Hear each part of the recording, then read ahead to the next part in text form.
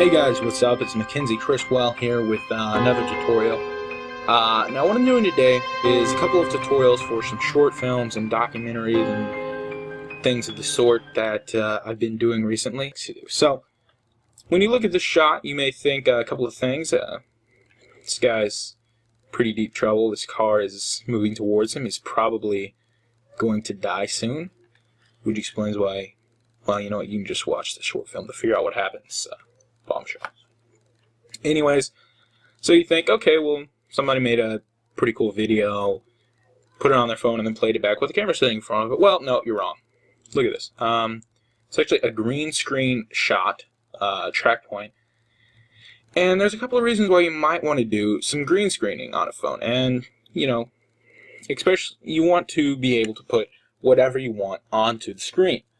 For example, different things like holograms and things, you would not be able to put those onto a phone and just have them sit there. You'd have to do some visual effects to get it to look right. And especially if you have fingers and stuff passing in front of the screen, it's going to be a lot easier to get the visual effects right if you just have it green screen. So, but what we're going to do in this tutorial is try just tracking this track point that I put right here conveniently, and see what we can do with that. So what you need to do is you need to get your phone and you need to go onto the Paint app or go onto your computer and into Paint or whatever and just make a completely green screen and then put some kind of red, black, blue, you know, whatever color dot you want in the middle so that you can use that as a track point, and then you are good to go. So what we'll do is just first we'll track this and then we'll green screen it out. So layer, new, null object, and we can just hit enter on the keyboard and rename this tracking data, and then we can right click on this clip and choose track motion. If you're using CS6, make sure that you don't use track camera because that'll bring up the 3D camera tracker and we don't want that.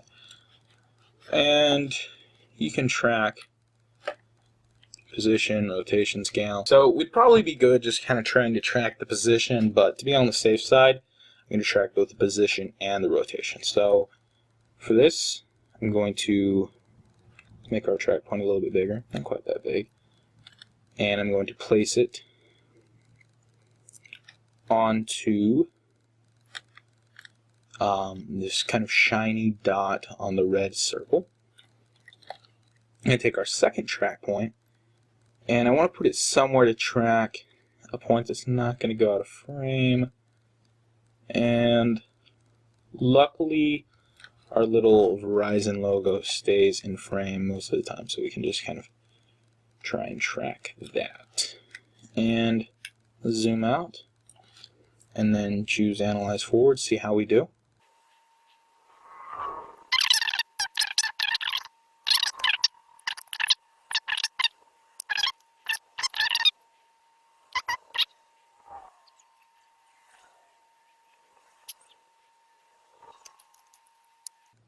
Okay, so we're just about finished here, letting it finish up its last couple of points, and looks good. So we're going to choose Edit Target, make sure we have our tracking data null set, and then just choose Apply, X and Y dimensions, and all that good stuff. And then you'll see our null object follows this tracking point perfectly, almost. So that's great, and so there's two steps to this kind of system. Basically, you can build your screen first, or you can key it out first. And for this particular example, we're going to build a screen first. So I'm going to hit Control-N, and it helps if you know the resolution of the screen on your phone, but for this I'm just going to kind of guess. I'm going to set it to 720 by 1000, so we should, sorry, I meant to say 1000, and that looks kind of like it. Actually, what we'll do, is we'll just set this to 1200. Okay, That looks a little bit more accurate. And what we're going to do is bring in an image.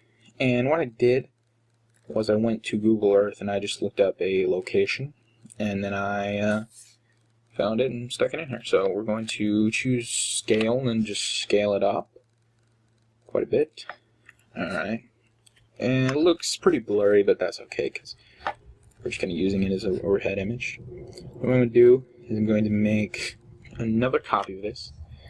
And on the top copy, what I'm going to do is we're going to zoom in here around this little car. And I'm just going to put mask around it to kind of isolate it from the road so that we can have it drive around and whatnot. If we solo it, we can see there it is all by itself.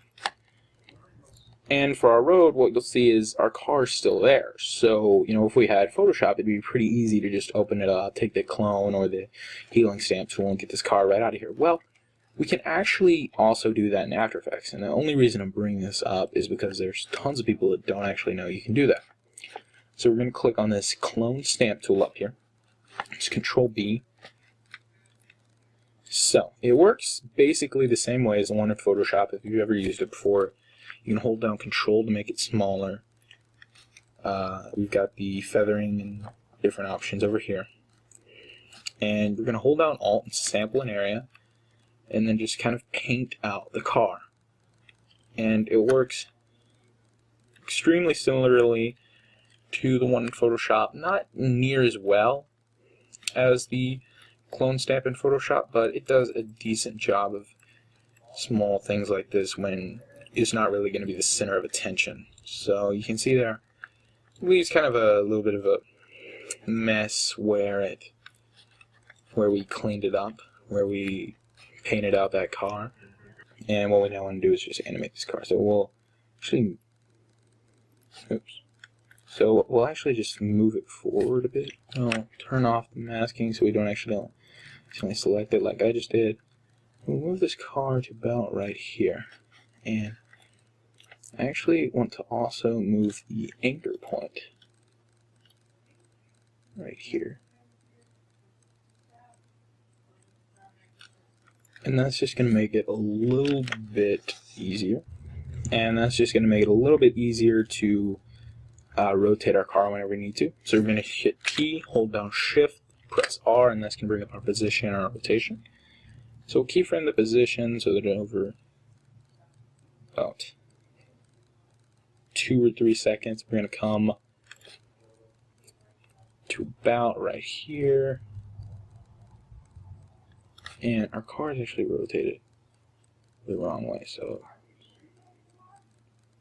not very convincing. But then, I'm going to have it, I'm going to move that over there.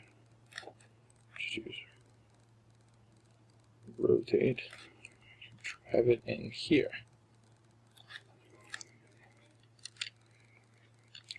Boom.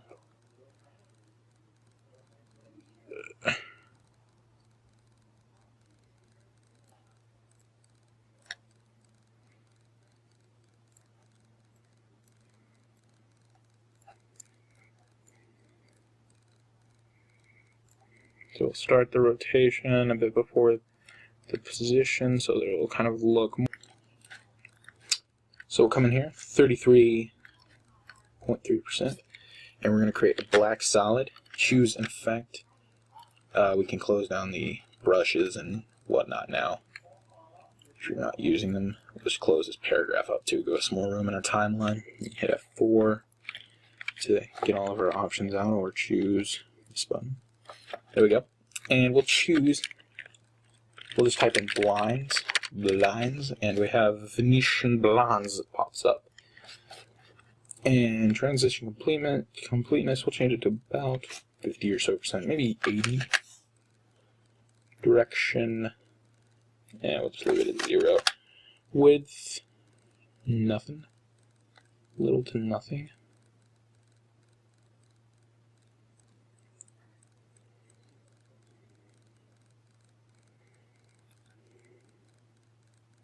And we'll duplicate this, change it to multiply. Then duplicate it one more time, make it, change it to, take a fill effect, change it to like a white, drag it below all these, and then bring up the width just a little bit. And then we'll actually drop the opacity to about 50, so that we aren't. So next we'll create another solid blackish color. Be good. Change it to overlay. Okay. Then get this. We're going to take a ramp effect. It's a gradient type of dealio. We're going to make it a radial ramp. Drag one point to the center. Other on the outer skirts. We're going to change it to like a greenish dark. And then a darkisher green. Have a night vision type of look. Just to totally sell this night vision thing, we'll create an adjustment layer, new adjustment layer. Oh, and by the way, I've been using the shortcut Control Y to create these layers. This whole video, I didn't even think about it. Gosh, I try not to use shortcuts in these tutorials, but really sorry. So we'll turn down the completeness and up on the radius a little bit. And that looks very night visiony. And just to make our car stand out a little bit more, we might take a curves effect, drop it on here, and just brighten it up a little so that it'll really glow. And that looks pretty good. And we'll just bring it in here. And go ahead, stick it about right there. Rotate it, tad teeny little bit or whatever, tad teeny bit. Move it straight into position where we want it to be, and then parent it to our tracking data. Okay, stick. And really, you could scale it down a little bit.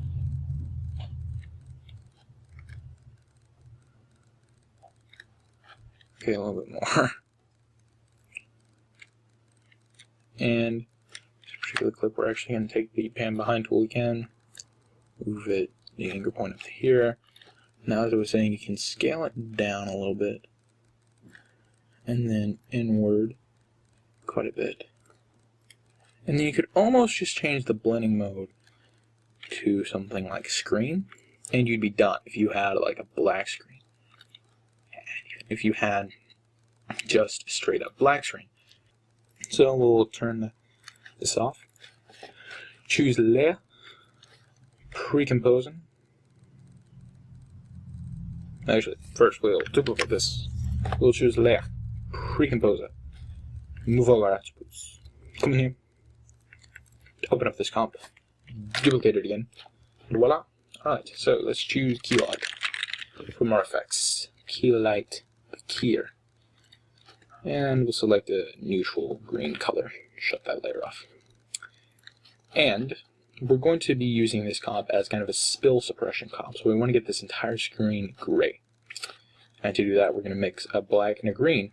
But the problem here is there's no alpha on the screen. There's like, it's transparent. And we need it to be a solid black if we're going to mix the black and the green to make the gray. So a couple of ways we can fix that. What I'm going to do is I'm going to choose layer, pre-compose again. I'm going to come in here, going to layer, new, solid, black, make it the comp size, drop it onto the bottom.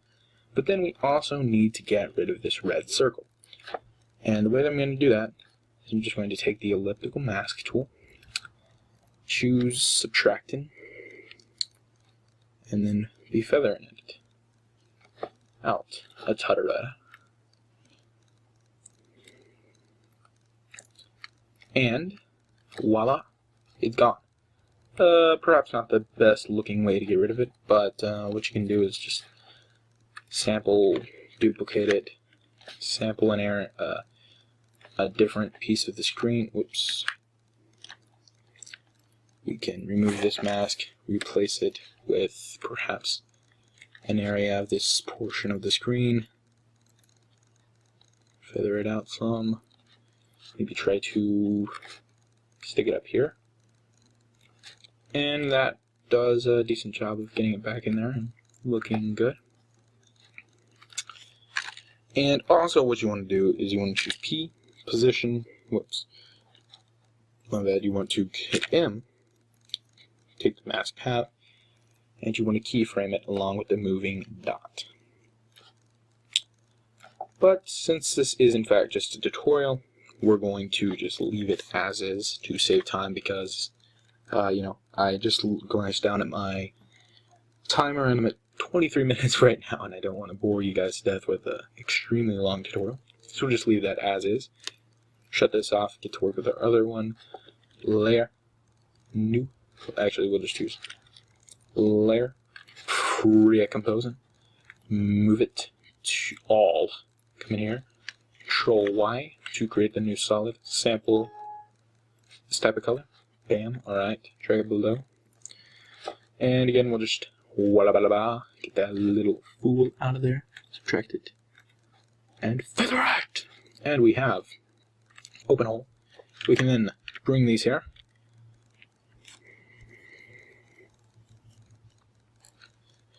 And for the final finale, what we will do is change the blending mode to color. Look at that. Perfectly gray, neutralized, suppressed screen, which we can then use for keying. Booyah. Okay.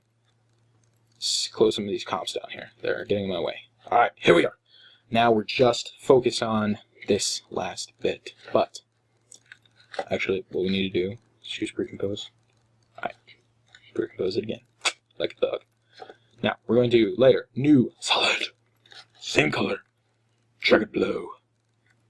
And then we will choose key light again, but we are doing soft keying because we want some of this detail of the screen to stay on top of the phone. So what's the point of doing soft keying? Who knows? But here's what I do know. Bruno. We are going to sample the color of the screen, and so that we can keep some of the detail into the screen, we're going to lower the screen gain to about 60, high 60s, low 70s type of general area. Then we're going to set the opacity on our second layer to match the screen gain. So, and by the way, the shortcut to bring out the opacity is just T. And the shortcut for saving is Control S. And this actually does take forever to save because it's actually a linked comp with Premiere Pro. So that stinks. Now you can see we have some transparency. And we might just actually lower this a little more. Okay, that looks good. Now we shall get rid of our annoying red dot that always gets in the way again. And in case you're curious, it wasn't my idea to put the red dot there. I don't know how it got there. But it's here. But whoever's idea it was, good job to you. Actually, we'll erase it. Alright, good enough. We will then come back into our original comp after through saving. And we will choose to use the alpha matte of this as a track matte. And now we have a suppressed comp. And we will turn this back on. We will come in here. We'll drop it below.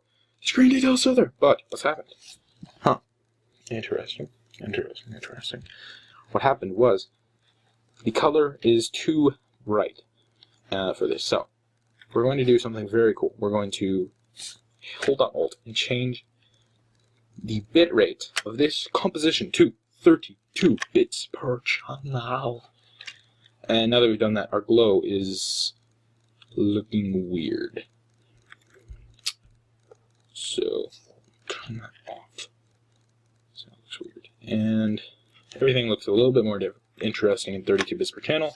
It's just basically how light reacts with the real world when you're working in 32 bits per channel. So we are now going to try and push this screen detail through the haze that was created by that soft key.